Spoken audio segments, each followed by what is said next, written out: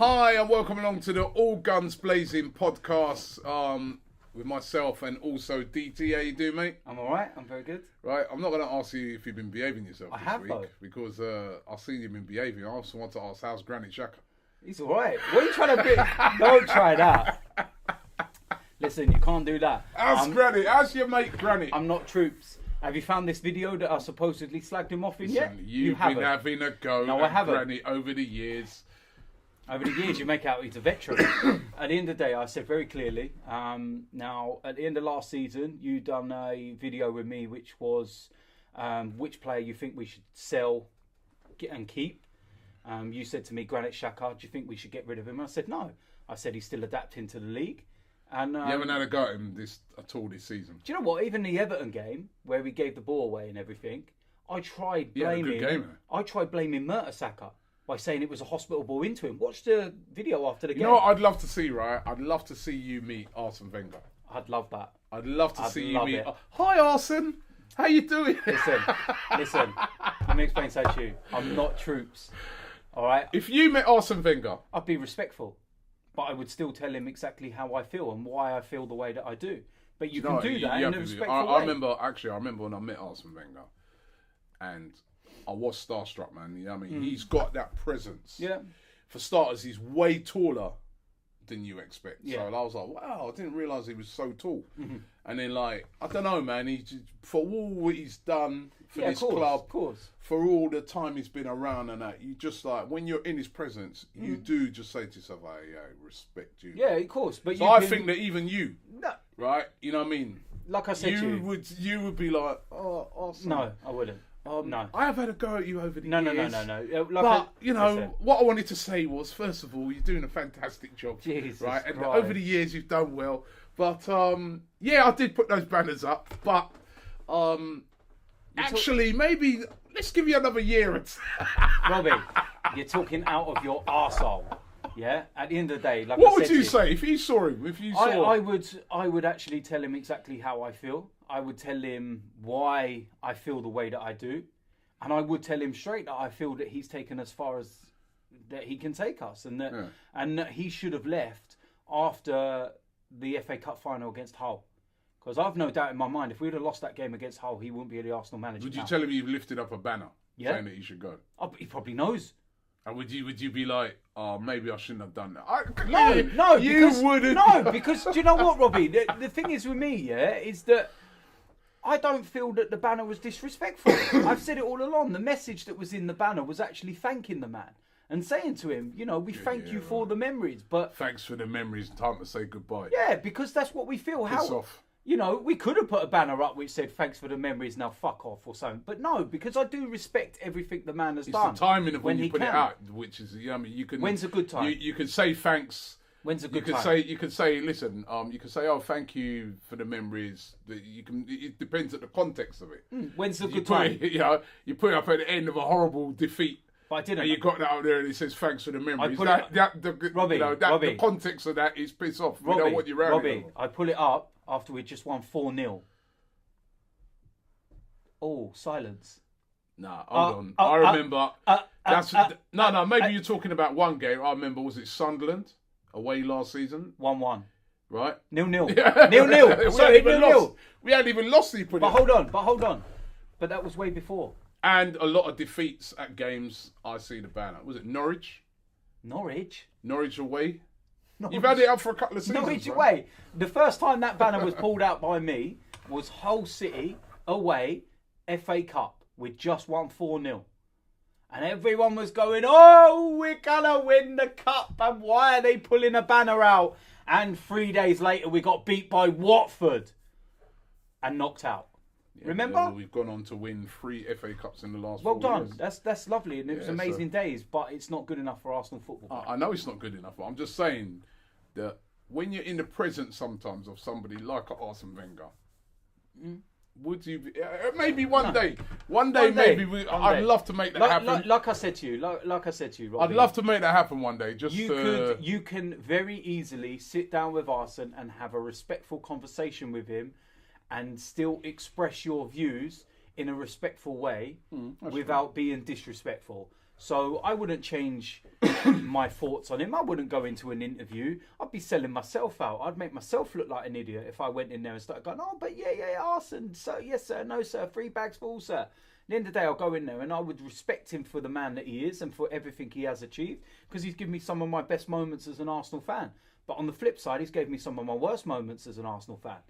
And I would just respectfully say that I feel that he's taken the club as far as he can take us. Could this weekend against Man City be another one of those moments? Another one of those worst moments of an Arsenal fan. City on fire, unbeaten this season, unbeaten at home, haven't lost a game. What's that? 9 wins out of 10. Yeah, they've only drawn 1 game in the against league Everton. Against Everton. I don't know how they did that. They're on fire, man. They're on fire. They're tearing teams apart, absolutely ripping teams apart. Can you see any way in which we can go there and get a result? Do you know what? It's very Arsenal-like to go and get a result. That is us to a T. But then, we, for argument's sake, could be playing, like a Swansea. Say it was next week or something, and we could lose that game. That's the inconsistency of Arsenal.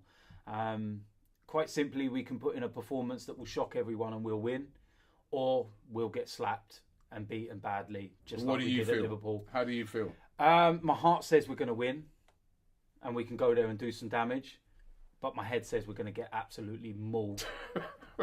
And why? That's because I don't think we've got the capabilities of setting up to defend for 90 minutes against a team like that. We set up pretty well against Chelsea, didn't we? When we played them. Yeah, but you know what? The setup was good. It was organised. When you look at the results of Chelsea recently, you kind of sit there and think, wow, how did we not score against them? Because they look so poor. Even Roma slapped them up. I think over the 2 games that they played against Roma have scored 6 goals. And Italian teams are not known for scoring lots of goals, more defensive. But yeah, although that was a great result, I just think Man City, I'm watching them at the moment, and every week I watch them, and there's not one specific player that you go, you need to keep an eye on him. You need to sit someone on Aguero, and then you can nullify the rest. You can't do that with Man City, because if you nullify Aguero, then you've got Jesus, then you've got Raheem Sterling, who's bang on it at the moment. You've got so Silva. It's ridiculous. And then you look at their bench. So if one of them isn't, if one of them's not performing, they'll go, right, out you come. He played Yaya Toure this season, haven't we? Do you know what I mean? And I just don't know whether we've got the mentality, the capabilities. What worries me is going a goal down within the first 10, 15 minutes. How will they react? How will they respond? Will they go into their shells? Will they just literally cave in? How many times have we been to a big team and we've caved in? That's my concern. It doesn't seem like there's any game management. It doesn't seem like there's anyone there that can sit there and steady the ship and, try and stop the wave of pressure that comes along after that. When I had my interview with David Seaman this week, he said to me that when he was playing, when they were under the real cosh, he used to turn around to Tony in front of him, say, Tony, pull Patrick back, sit there in front of us for 10 minutes and let's just deal with this. I don't think we've got that in us. I don't see Petr Cech turning around to Koscielny and saying, right, tell such and such who's in front of you to sit in front of us and let's just soak it up. They just seem to just... But they were pretty disciplined against Chelsea. And whilst Chelsea, the best team in the league at the moment, we're playing them on Sunday. So whilst Chelsea are not them, but Chelsea at home are a very dangerous team. They're always going to lift their game against us. And the other thing is, we've got players that if we do manage to sort of keep things fairly tight, we can hurt them. We've got, there's the, AOL. Alexis Sanchez, Özil, Lacazette. Those 3 look pretty devastating against Everton. I know, listen, Everton are a completely different kettle of fish to Man City. But Man City, whilst this season they have been defending, you have to say they're defending as well. This season's been very good. Their goalkeeper looks very good. But they do look like a team that still... They can concede. They concede a couple. They do. Even West Brom last week against West Brom, even though one of those did come in injury time. But you do think to yourself, you can't go there and be too scared. A lot of teams are going there now and they're totally scared and they're just getting blown away. Arsenal, what do they go and go on the front foot? Or do they go cautious and just say, be like what Swansea did to us last week, and just say we're sitting, but we try and catch you on the counter? Do you know what? I think if we sit too much, then you're just inviting the inevitable pressure. And I think that Man City have got so much danger from so many different areas that you're just basically playing into their hands, and eventually they will pick you apart. And then once they've picked you apart, you've got to naturally open up to try and get back in the game. And then they'll pick you apart more. You're playing into their hands. I think the first 10-15 minutes is going to be the most crucial of the game, and I think it will set the tone of the 90 minutes. I think if we just go there in the first 10-15 minutes, start being defensive, saying we'll try and play counter, you're just inviting pressure. But I think if we go there and show our intention in the first 10-15 minutes and attack them, it will naturally make them say, ooh, hold on, we're going to have to be a little bit cautious here, and it might make them rein themselves back a little bit. And stop them piling on so much. But if you invite Man City on, they're just going to attack you for fun. And we can't do that. Like I said, the first 10-15 minutes is going to set the tone for the day. And I want us to go there with no fear, go and attack them. Do you have faith in Alexis Sanchez playing well against his employers to be? All day. Because he's probably going to be playing for them next year. Is he going to go out there and put in the right fight and right performance against Man City, the team that he's probably going to end up with next year? Yeah, and I've no doubt if he scores, he'll celebrate. Of course he will. I've got no problem about Alexis's mentality. I've got no problem with that he wants to win. He's an Arsenal player. How long that will be, January or May or whatever, he's an Arsenal player and he wants to win. And if he scores, he could score the winning goal in the 90th minute. He would celebrate so much that you wouldn't even think he was going to go to Man City. I've got no problems with that whatsoever. So, well, Özil performed. These are the games where he gets criticised a lot. Yeah. People say, you know what, he's all right against Everton, right? That's that was the theme after the Everton game. A lot of people that I interviewed and that were saying, no, it's all right against Everton. Well done, did well. I want to see that performance against Manchester City. Confident in Özil that he'll do that? Yeah, do you know Played all right last week against Swansea as well, I thought. I think that this is the kind of game that Özil will thrive, because I think there will be room for him to do what he does. Man City will not set up like a Swansea, for example. They won't put two banks of four there. They won't sit there so defensively. I think that if we get the ball out quick, that's where we can cause them a lot of problems, and Özil will have that space, and when he's got space, he'll kill teams, and he really can do that, and he can put the passes in and do what he needs to do for Lacazette and Alexis and whatnot. And but yeah, he needs to, like you said. There's some people who are suggesting that maybe Iwobi might be better to play in this game because of the work rate. No. Because he's going to do more off the ball than Alexis. Because if they're going to have a lot of the ball, than Özil. Because if they're going to have a lot of the ball and they're going to be attacking a lot, you're going to need a lot of hard work. Nope, absolutely not. Why would you put one of your best players on the bench?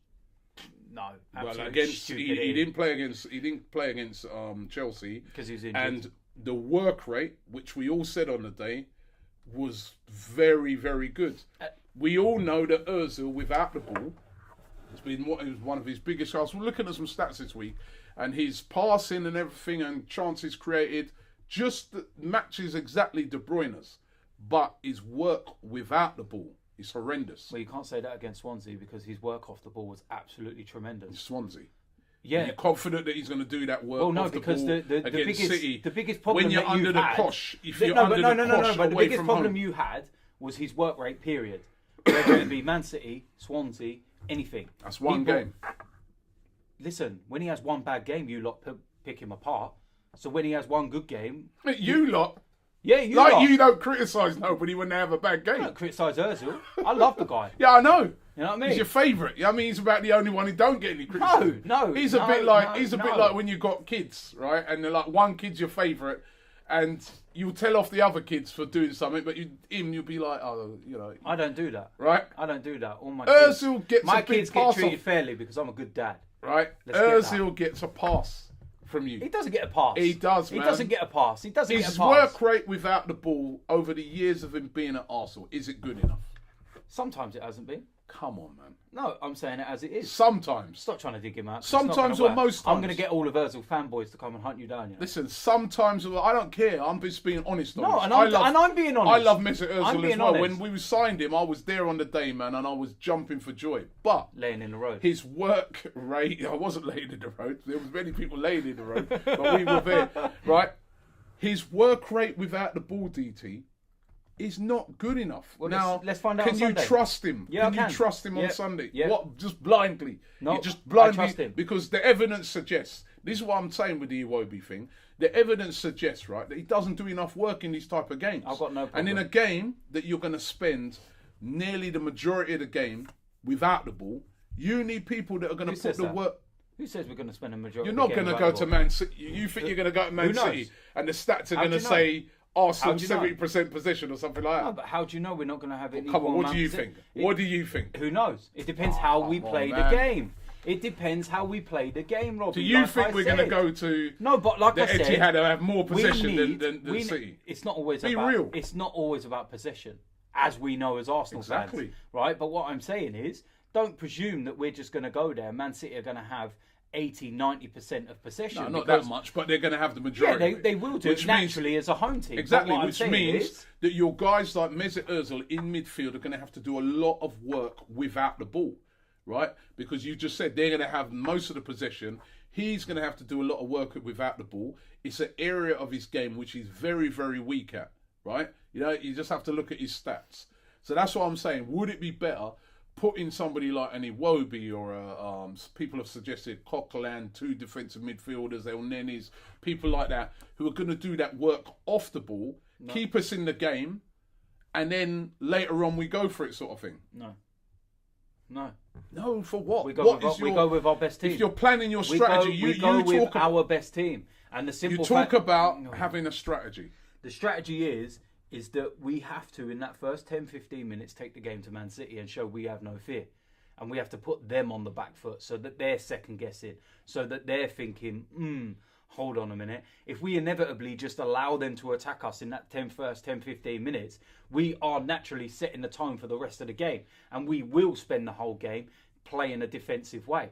But what I'm saying is, in the first 10-15 minutes, show your intention, show your intent, and then it will start making them second guess what they want to do, and it will put them on the back foot, and it will put them in a mindset of, do we go, do we stay, what, he's looking dangerous today, got to keep an eye on Alexis, got to keep an eye on Lacazette, watch Özil picking the spaces in the middle because he will put the ball through an eye of a needle. Start making them think. That's the tactics. Start of the game, you make Granit Xhaka and Aaron Ramsey sit and hold in front of the back three. Aaron Ramsey can go and play his game later on. He's been playing really well in that role and doing what he has to do. You'd still stick with those two. Well, yeah, I would, because but what it is discipline. And it's about saying to them, right, first 10-15 minutes, this is our game plan. We're going to take the game to them, but you have to be disciplined. When we say take the game to them, you release the ball early and you let the front three do what they've got to do. Between the three of them, they can cut any team apart. But you stay disciplined. Aaron, I don't want you, when Mesut picks the ball up 10 yards in front and he's trying to lay the ball through to Alexis, who's flicking it through to Lacazette, I don't want you bombing up there and trying to be the man that's running over at the back post to get on a stay. Let them three do what they want to do and make Man City's mind start thinking, okay, what's going on? And if the ball breaks down and we lose it, we've got that cover there. We've got that cover of 2 sitting in front of the back three. We've got our wing backs coming in. Yeah, push Man City out wide. Okay, because very much like us, they like playing inside. They've got serious talent and they like all the little tippy-tappy balls. Mind you, outside they're pretty handy as well. I know they can be. I know they can be, but they like coming inside more. Good. But they like coming inside more, is what I'm saying. So make it harder for them. You know, and if you sit with 2 in front of your back three, it's going to be harder to come through the middle. So they have to move out wide. Don't stay in your positions. Like I said, the first 10-15 minutes are what sets the tone for the rest of the game. Work hard. That's why I'm asking with Messi. Is he? And I've already answered your question. He'll put the work in. You're confident. I'm confident he'll put the work in. Okay. Well, you know what? It's interesting on Manchester City because I was having this talk the other day with actually a City fan. Wow, you found one. By the way, I know that those City fans, they don't really like you. Yeah, I know, they don't like me. Don't like me at all. What did you say about City that got them all wound up? You said something. It was something to do with Alexis, I think. I don't know. I don't know. I've said loads of things. You said they're a small club, and I think I said that Oasis were bigger than them in Manchester. Yeah. They're not a small club, are they? Yeah, they are a small club. Why? Shit club, no history. Don't care how many Man City fans I offend over it. Sorry, but you're not. You've literally, your guys come along with all his money, and all of a sudden you think you're this humongous superpower with loads of history. No, you're not. Manchester United are the biggest club in Manchester. Simple as that. They're probably the biggest club They are the biggest club in England in terms of what they've won and everything. Liverpool, in terms of what they won, are the second biggest club in England, and then it's Arsenal. You've got Man City. Arsene Wenger's nearly won as many trophies as Man City have. Yeah, but they're creating their history now. No, I know they're creating the history, but don't start running before you walk. But then they're not just a club that just turned up yesterday. They have been around, 6 years, 7 years. Nah, come on, Man City's been. They've won more titles in the lower divisions than they have in the top. Yeah, but they are now. Listen, in the here and now, they're a big club. Yeah, here and no. They're a more attractive proposition at the moment. I know that. Hold I know on. that. They're more attractive than us. I know that, but listen, they're not a big club. They are now. No, they're not. What is the one thing we've always been labelled as Arsenal fans? You're not a big club till you win the Champions League. So until they win it, you're not a big club. No, I don't. But I don't think that's true. I don't think. No, I don't. I don't think you have to win the Champions League to be a big club. I think City are a big club. Big players want to play for City. Our best player right now, at the moment. Hold on. I'm saying, our best player at the moment wants to play for Manchester City. He could have went to Chelsea. There was PSG, Bayern. All these teams wanted him. He wants to go to Man City. Pep Guardiola has gone to City, right? All these talented players, De Bruyne, all these guys have gone to Man City. They are a big club. I know the main reason for that is their spending power. They're backed by a country. And that gets me to my point. Is it unfair, really, the way in which teams like Man City, PSG, these teams really, is it right in the game that you've got, because my friend is a City fan, was saying to me, he still loves Man City, he's a Man City fan, but he doesn't feel the same about the club because they are literally buying the success. Mm-hmm. They've come out of nowhere now, and they can buy they could buy Messi. If they wanted to, they could buy Cristiano Ronaldo. Right? We can't. Do you know what it is? We'll get onto that in a minute, but we could buy those players. Would you want? No, but would you want us to run like City? Listen. What I'm going to say, right? I've got no problem with the old school Man City fans, and I know a few of them as well, and I've got no problem at all with that because they're some of the most loyal fans going, and they've had to go through some absolute shit during their years before this guy come along and bought them out and everything else. And they were right down in the old second division. Yeah, and when we played Man City, I remember going to Man City. But fair play to them. Yeah, they still even in those divisions. My look at their attendances. My gripe is more the attendances haven't changed to what they are now. No, but their attendances, even when they were in the lower leagues, they were breaking records. That's the old school fans. That's the old school fans, and that's the fans. So they've always had a big fan base. So it's not a big fan base, 30,000 odd, but. What I'm saying is that it's the new generation of fans that have come along, and they just, it was like you didn't even know who Man City were 6 years ago. Stop talking shit. It's like players that signed for Man City when they talk about it's been my dream to play. No, it wasn't. If you was asked 6 years ago, who's name me a club in Manchester, none of them would say Man City. They'd say Manchester United.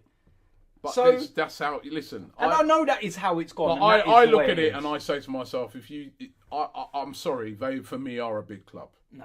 You cannot say that they're not a big club, right? If you look at what they've done, look at their ground. That I think next to the Emirates at the moment in the Premier League is probably the best stadium. It's a dump. And they got given that as well. It's not a dump. It is. Come on, man. Look at the outside of it. It looks like the multi-storey car park at Luton Arndale.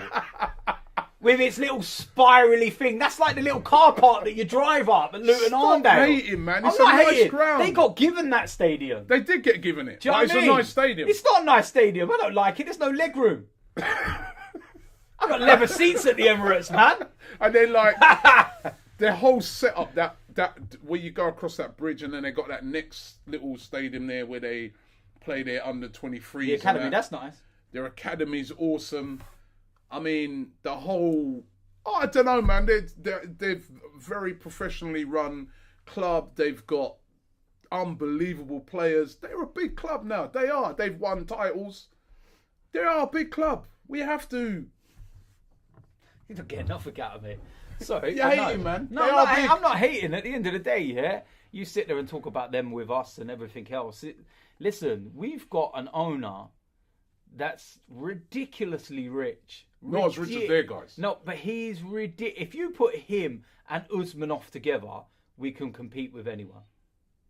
Anyone. Would you like us to go down that road? Because this is a City fan. He's saying to me that he feels like the soul's been taken out of the club a bit because everybody just immediately says, yeah, but it's just the money. Well, let me explain. Right? And even you're saying that with this. And I'm saying that obviously what City have done, they've pumped probably about £1 billion into that or more. It's backed by a country. They can now attract all the best players because of the amount of money they can pay. They can afford to take players from the very best teams. De Bruyne from Chelsea. They're looking to get Alexis from us. They didn't get De Bruyne from Chelsea. Well, he came via. He was at Chelsea via. Was it Wolfsburg? He was at, right? But they can get the very best players. They took Sterling away from Liverpool. You know, they can go there with their spending power and they can get these players. They got Pep Guardiola, right? You know, the manager that most clubs in this world would love to have. They're able to just go out and get him. They can stop, like you said, look at their bench.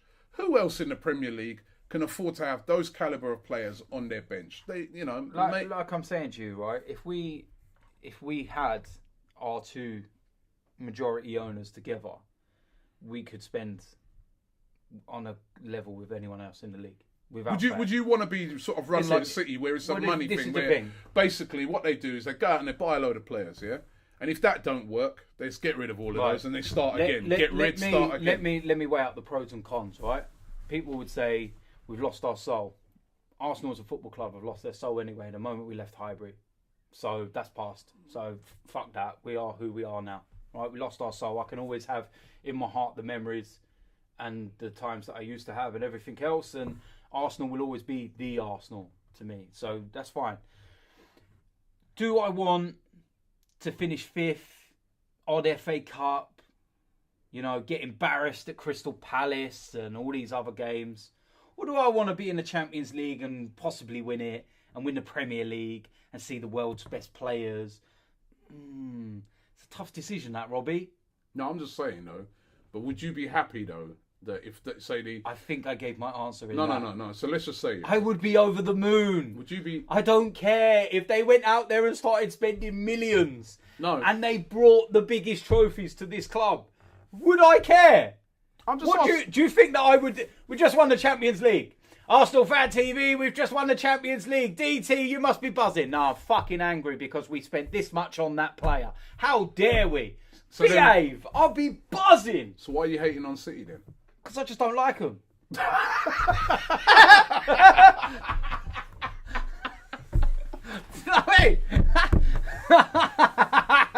I'll give you one thing, at least you're honest, man. You know what I mean? Listen, it is what it is, isn't it? It's like, do you know what I mean? At the end of the day, right, I've got mates of mine. I have got City fans that are mates as well. And do you know what? It's all banter at the end of the day. It's all having a laugh and a joke. And do you know what? I sat there in the summer and I done a video when Alexis was first linked. And I put my neck on the line by doing this video by saying, he is not leaving Arsenal. He will not be a Man City player come the end of this window. And I knew that I put my neck on the line by doing it because that video was going to get used in memes and all sorts the moment he was standing there in a Man City shirt. And all throughout the summer, I had to sit there and endure just the most abusive tweets from Man City fans, constant. Not abusive in the sense that they were being personal, but just over Alexis leaving, and it was going to be another Nasri and Adebayor and all of this. And that stems the hatred towards Man City as well, the Nasri and the Adebayor stuff. Yeah, we've been nicking our players for years. You know what I mean? So that's where you've got to understand this sense of hatred and rivalry comes from between Arsenal and Man City fans. So I sat there for so long and just kept listening. And the moment Jim White turned around and said that the window was now shut and Alexis was an Arsenal player, every tweet that I'd saved, I was like, bang, onto every single one of them. Sounds like you. Yeah, put out that video again that I'd made months before, and I was like, told you he weren't going to know Man City. I accept that he's probably gone in January or after, but we're talking about the season, the window just gone. I said he weren't going, and he isn't going, and I'm going to enjoy every minute of Alexis while he's still an Arsenal So player. what you basically summed up a minute ago is that we and a lot of fans hate on Man City because of the amount of money that they spend and the sort of players they're able to bring in and what they've been able to do. But in reality, if we could do it at our club, we wouldn't be moaning. We would be more than happy with it. You would be a liar if you said that you didn't want that. Because lots of people hate on them, innit? Lots of people say, "Oh, City, you only bought it. But you're bad for football." You know what it is. The problem with Man City and Chelsea is that they have no history before their owners come along. They were small clubs. Simple as that. They might have had big fan bases. Man City, they're on a fan base in comparison to, say, Newcastle. Where they have the numbers week in, week out, drop down divisions, and never been a major force at the top end of the league. Whereas Manchester United, Liverpool, Arsenal, they've had history. What makes a big club? What is the criteria to be a big club? Because I look at Newcastle.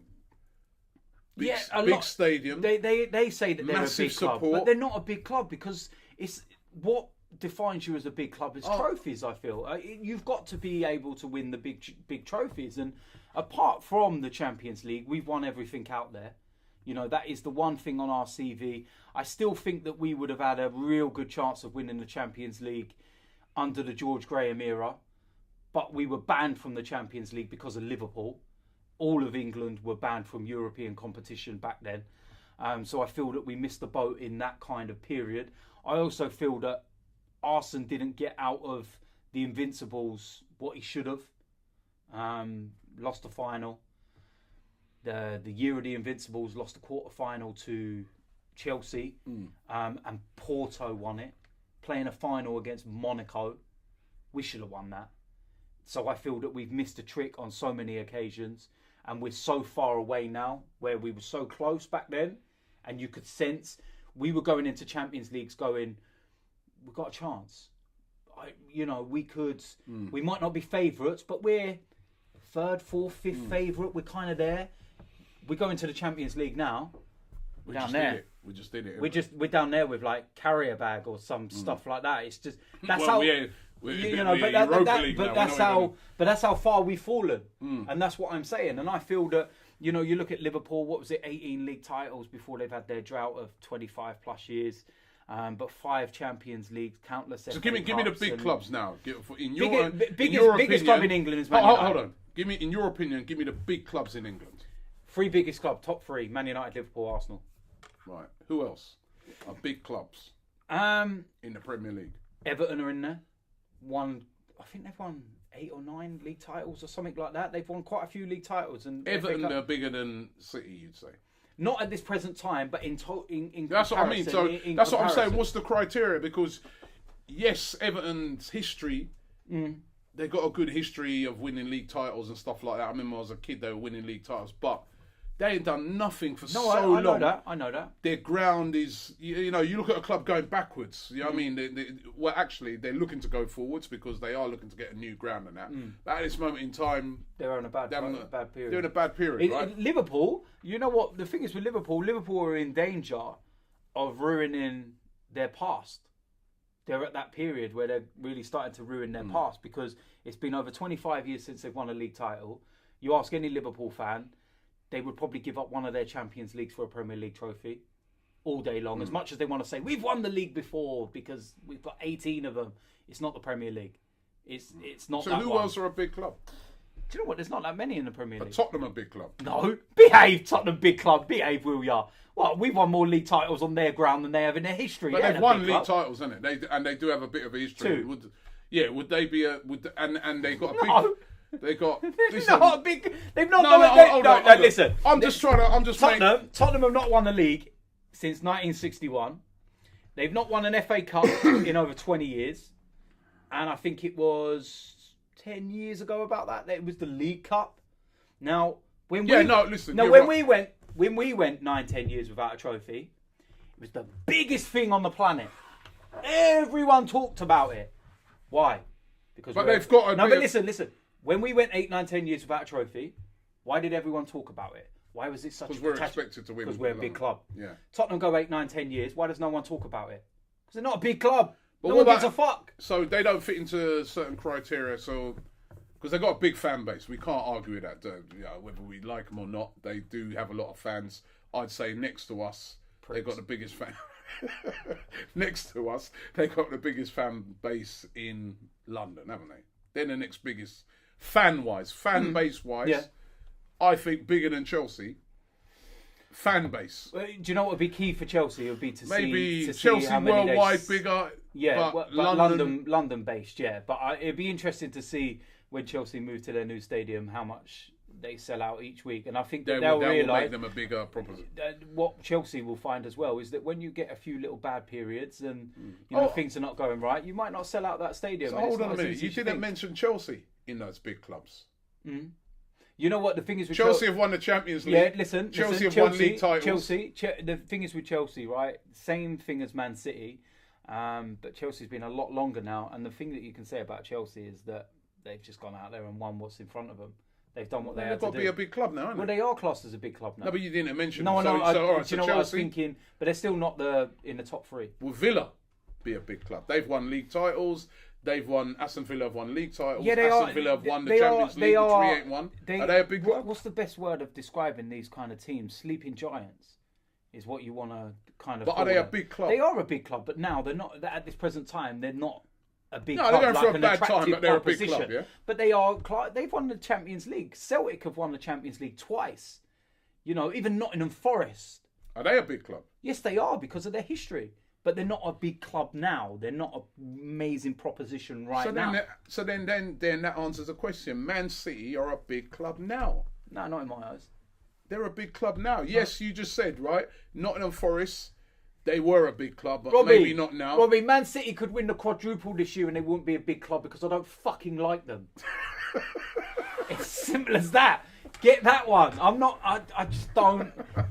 I can't like Man City. I don't like them at all. My hatred for Man City is right up there with... Hate. Yeah, because, you know what? Because at the end of the day, they came along and they started taking our best players and... Yeah, that's true. And you've got to understand, at the end of the day, it's a natural rivalry. It's a natural... if for argument's sake, Kroenke and Usmanov got involved now, right? And they had their big spending power. And we started going to Man City and saying, you know what, I'm taking him. Shut your mouth. I'm taking him.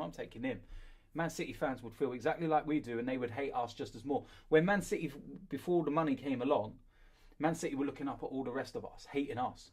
Man City hated us. Man City hated Man United. Man United, all them kind of things. Now they're up there. They're like, yeah, look at us, look at us, look at us. And it's just like... I've got no problem with the old school fans because they're as loyal as what you'll get. But yeah, a lot of this new breed, it's just like, you annoying little bastard, man. It's just like, you didn't even know who Man City were 6 years ago. And it's a simple fact. And like I said, even when I was chatting to one of my cousins the other day in Jamaica. Right? In Jamaica, they're notorious for switching. We switch sides, you know what I mean? And I go to him, because the last time I spoke to him, he supported United. Yeah? And he goes, nah, Robbie, man, I'm City now, you know. I go, what? City? He goes, nah, man, De Bruyne and them, I got broken off. I said, listen, man, I felt like putting the phone down. I said, you can't just switch teams like that, man. But you see, that's the effect that they're having worldwide, in that they're getting all these superstar players now, that they are garnering a big fan base across the world. They've been very intelligent in the way in which they've sort of sold City around the world. They've got different versions of Man City in different countries, haven't they? They've got a New York City. They got one in Sydney. I don't know, football's it's moving on in it, but it's just, what you've got to moves understand. On apart from with Arsenal. Yeah, and then we're static. But it's like I said, we've got two people that own more than 97% of Arsenal Football Club. Two people own 2 more billionaires. And one of them's the richest man in this country. And Usmanov, his spending power, he could blow the likes of Abramovich out of water. And look what Abramovich has done for Chelsea. If you were to sit there and say to me now, DT, look, we're gonna change managers every couple of years. We're going to go out there and, maybe spend 50, 60 million on this player and he might not work, and then just kind of sell him off. Don't matter if we've lost money, and buy this player and buy that player. But you know what? We're going to win the Premier League again, and we're going to win the Champions League. I'll rip your fucking hand off for that all day. That's all I want. You probably wouldn't have any arms left if we changed managers every 2 years. Imagine the amount of banners you'd be... Man. You know what I mean? Every couple of years. But no, at the end of the day, it's like... I want to see... We all just want success. Yeah, because at the end of the day, right, we're not getting any younger in life. And it's, the one thing I want to do before I die is actually see Arsenal win the Champions League. I'd be a happy man. I'd probably die watching us winning the Champions League. I'd probably have a heart attack. And it's just, But at the end of the day, this is what you better get in the gym and start really working on your health. But if that's your aim before you die, because by the way we're going at the moment... Yeah, it's not even going to be my children's children that are going to see the Champions League. It's going to be, you know what I mean? But it's getting depressing now. Listen, we have to conclude things. Give me, I've asked you already that. Give me a prediction. Can I give you 2 predictions? Yeah. My heart says we're going to win 2-1. And my head says we're going to lose 4-1. Oh, God. Yeah. And listen, be honest with me. What do you think? What does your heart and your head say? You can do all your road trips and we're going to do this. But in reality, once that camera stops, what happens is you're going to go, we're going to do this. And then Tal stops filming and then you go, we're not going to do this, are we? No. No. You know what I mean? So what do you honestly think? What does your heart and your head say? My head says the way Man City are playing, and those high lines that I've seen us playing in recent times against certain teams, we play that, we'll get absolutely battered, just like what happened at Liverpool. I'm scared, right? If we play like we did at Liverpool, when we played that high line, right, we'll get battered. But my heart, tempered with a little bit of what I've seen this season, says that if we go and we're disciplined and organised, which it looks like when we're playing, apart from the Liverpool performance, which was an absolute shambles, but it looks like when we went to Chelsea, we went there with a mindset that, we're going to be organised, we're going to really try and keep things tight. And if we play the right team, with Lacazette and that in, I think we could possibly get a draw. Or maybe scrape a win. You're struggling for your heart to even give us a victory. Yeah, no, I am that's because at the moment Manchester City are just so good. Yeah. They are very, very good. But I do feel that they can be beaten. I really do feel that. I don't think they're not Barcelona. Even the other day we saw. I mean, I know they're not on form. We saw Real Madrid getting beaten by Girona last week. We saw Manchester City get beat by Huddersfield the other day. These shocks gone, and it's and the gulf is. I look at Arsenal's team, player for player, and I say there's a lot of players in that team that are top quality players. Özil, Alexis Sanchez, Lacazette, Kolasinac. Actually, I mean, we've got very good players. Everyone's going to have to be on their money on the day, and if we believe, if that team believes, and they don't go there scared. Robbie, we can get something. Robbie, you still haven't given me your score predictions from your heart. That was a great story. From the heart, 2-1. 2-1 to Arsenal. What do you guys think? Leave it in the comments below. What do you think the score's going to be? Do you think Arsenal have any chance? Are Manchester City a big club? Right? No. I want to know that. No.